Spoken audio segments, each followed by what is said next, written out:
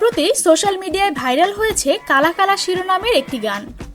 সুরে ও কথায় অনন্য এই গানটি নিয়ে আলোচনা এখন চারদিকে। অথচ মজার ব্যাপার হলো, ভাইরাল হওয়া এই গানটি নতুন নয়। বেশ কয়েক বছর আগেই গানটি রচনা ও সুর করেছিলেন যুক্তরাষ্ট্রে বসবাসরত বাংলাদেশি শিল্পী আরজিন কামাল। প্রবাসে থেকেও বাংলা গানের সঙ্গে গভীরভাবে জড়িয়ে আছেন তিনি। শুধু বাংলা গান গাওয়াই নয়, ভিন্ন ভাষায় শ্রোতাদের কাছে বাংলা গানের আবেদন পৌঁছে দিতে কাজ করে চলছেন নিয়মিত।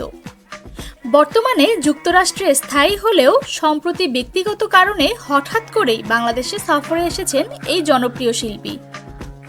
যদিও এবার দেশে আসার পেছনে কোনো সাংগীতিক বা সিনেমার কাজে যুক্ত থাকার উদ্দেশ্য ছিল না, তবুও নিজের দেশ, ভাষা ও সংস্কৃতির প্রতি ভালোবাসা থেকেই নিজের অনুভূতিগুলো গণমাধ্যমের সঙ্গে ভাগাভাগি করেন তিনি।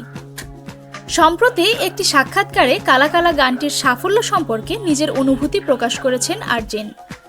তিনি বলেন, যুক্তরাষ্ট্রে মিস্টিক্যাল জয়রাইড নামে একটি ব্যান্ডের সঙ্গে কোলাবোরেশনে তৈরি হয়েছিল গানটি।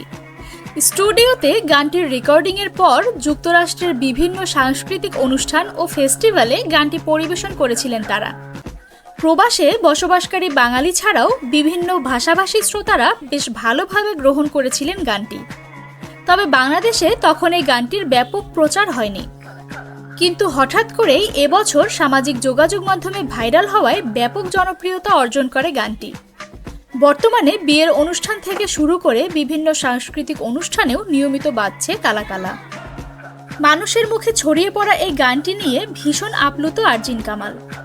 শ্রোতাদের কাছ থেকে এতটা ভালোবাসা ও সাড়া পাবেন তা কখনো কল্পনাও করেননি তিনি। এই ভালোবাসার অনুভূতি ভাষায় প্রকাশ করাও তার পক্ষে অসম্ভব।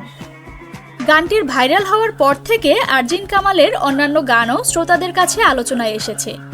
শ্রোতারা নতুন করে শুনতে শুরু করেছেন তার অন্যান্য জনপ্রিয় গানগুলো। এক দশকের সঙ্গীত ক্যারিয়ারে এখন পর্যন্ত প্রায় 50টির মতো মৌলিক গান উপহার দিয়েছেন তিনি। সম্প্রতি শাকিব খান অভিনীত সিনেমা প্রিয়তমা এবং রাজকুমার সিনেমায় তার গাওয়া গানগুলোও পেয়েছে দর্শক শ্রোতাদের কাছে প্রশংসা। সঙ্গীতের প্রতি গভীর আবেগ আর ভালোবাসা নিয়েই প্রতিনিয়ত নতুন নতুন কাজ উপহার দিতে চান আরজিন কামাল।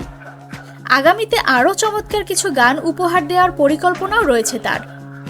বাংলা গানকে বিশ্ব দরবারে আরও বিস্তৃত করে তোলাই এখন তার অন্যতম লক্ষ্য।